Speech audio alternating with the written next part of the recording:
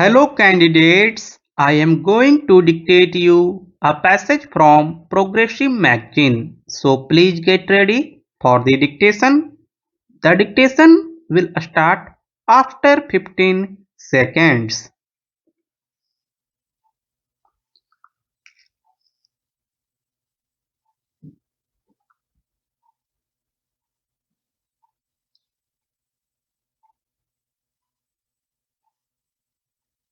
Mr. Vice Chairman, Sir, this bill seeks to provide a special machinery for the removal of grievances of certain categories of employees, particularly in the sectors of state and central government services, local bodies, and the like. This is being done under the powers given, and the Parliament can make such a provision if they consider it necessary. The laudable objective behind this bill is to have expeditious disposal of the day-to-day grievances of the employees, particularly what is called service matters. Service matters is a term which includes a lot of grievances in respect of service conditions starting from remuneration to promotion, transfer, leave rules, and things like that. I welcome this aspect that this bill makes provision to include all aspects of service conditions and makes provision for an employee to go to an administrative tribunal for seeking justice. The bill is welcome to the extent that it at least seeks to have an expeditious disposal of the grievances. But at the same time, we have to see how this is sought to be done. I would refer particularly to the composition of the tribunal, to which references have already been made. As has been pointed out by a number of previous speakers, this is a provision whereby not merely a person who is a High Court judge or a Supreme Court judge serving or retired can be made a member, particularly chairman or vice chairman, but a person at the level of a secretary, additional secretary, joint secretary, or even a person holding a post with a scale of pay not less than that drawn by any one of them also could be made a member of this tribunal, and even a vice chairman and a chairman if he satisfies certain conditions. Here is my objection to the appointment of such a person for obvious reason that he is the person who during the course of his service has also take certain action against the employees working under him.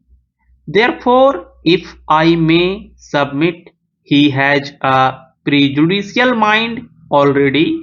As far as the employees are concerned, we are trying to provide an appeal or justice rendered to a person who is aggrieved, and he must feel that not merely justice is done, but that justice appears to be properly done, and unless that is ensured, It is no use having these provisions. The persons who constitute this tribunal have to be impartial, independent, and judicial. I cannot believe that a person who has served or who has been in service can be a person who can satisfy this qualification. The man has to act not merely fairly and justly, but he should not also act arbitrarily or mechanically without application of mind. This is very necessary if proper justice is to be done. Otherwise, the whole purpose, the laudable objective of this bill gets destroyed, gets nullified.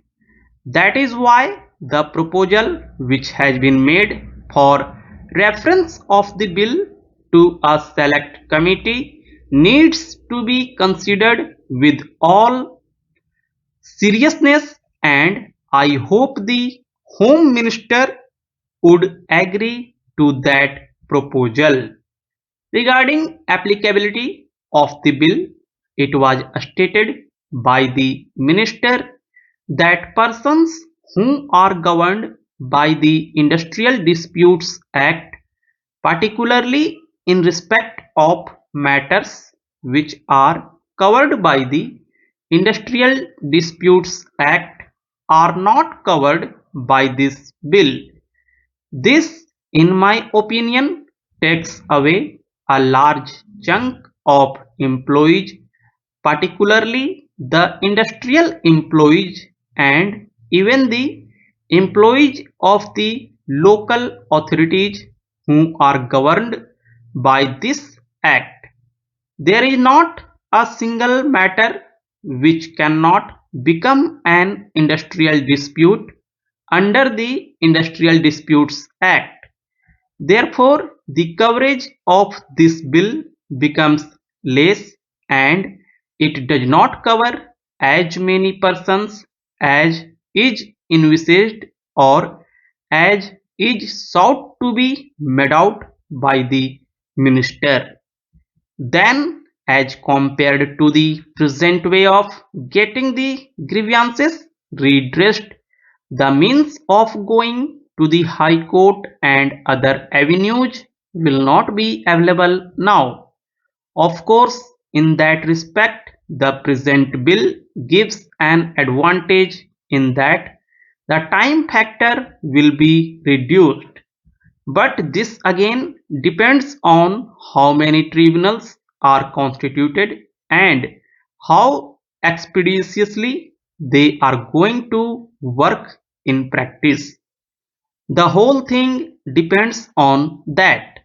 Looking to the number of complaints, which I think is 62,000, the number of tribunals should be in proportion to this number so that the complaints are redressed as early as possible. This is as far as the period is concerned. As far as the location is concerned, there is no specific advantage.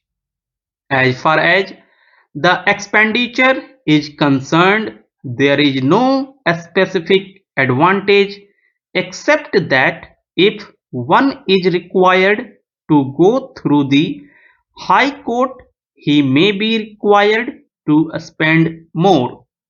Another aspect to which I would like to refer is that whenever an application is made to the tribunal, it has a right to reject it summarily if it does not satisfy certain conditions. After all, the tribunal should state the reasons for rejection of the application.